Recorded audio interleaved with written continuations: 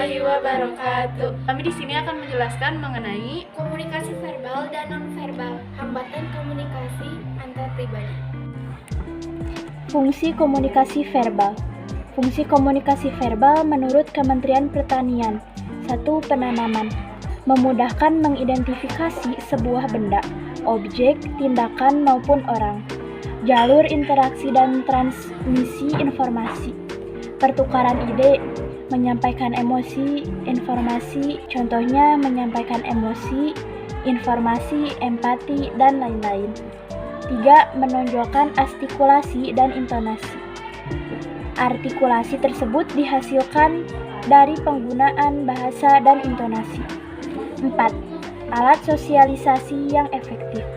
Komunikasi verbal efektif untuk menyampaikan maksud, fleksibel, dan bermanfaat untuk bersosialisasi. Contohnya adalah berdiskusi, menyapa, mengobrol, dan lain-lain.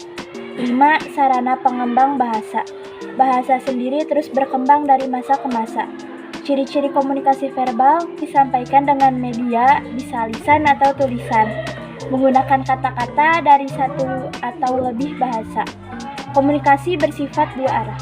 Saya di sini akan memberikan contoh komunikasi verbal. 1. Melakukan chatting dengan media sosial. 2. Pidato.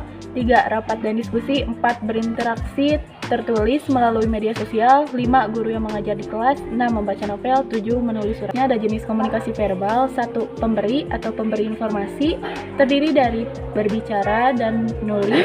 Komunikasi aktif. 2. Sisi penerima atau penerima informasi, terdiri dari mendengar dan membaca atau pihak yang menyerap ide. Komunikasi pasif. Komunikasi nonverbal, komunikasi yang menggunakan bahasa tubuh, mimik wajah, gerakan tangan, intonasi suara, dan kecepatan berbicara. Fungsi komunikasi nonverbal yang pertama ada repetisi, yaitu pengulangan gagasan yang sudah disajikan secara verbal. Yang kedua, substitusi, yaitu menggantikan lambang-lambang verbal.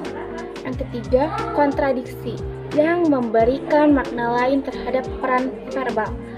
Yang keempat, komplement, memperkaya pesan verbal. Yang terakhir ada aksentuasi, menegaskan pesan verbal. Jenis komunikasi nonverbal. 1. Kontak mata. 2. Gestur. 3. Sentuhan. 4. Tampilan. 5. Gerakan dan postur tubuh. 6. Ekspresi wajah. 7. Parabahasa. 8. Ruang fisik. Contoh komunikasi nonverbal. 1. Mengetuk pintu. 2. Menggelengkan kepala. 3. Berjabat tangan. 4. Tersenyum. 5. Menyerutkan dahi. 6. Menggigit bibir bawah. 7. Menganggukkan kepala. Dan 8. Mengangkat satu tangan. Hambatan komunikasi antar pribadi. Menurut Joseph De Vito, ada 4 jenis hambatan komunikasi antar pribadi. 1. Physical noise. 2. Physiological noise, gangguan fisiologis. 3. Physiological noise, gangguan psikologis. Dan 4. Semantic noise,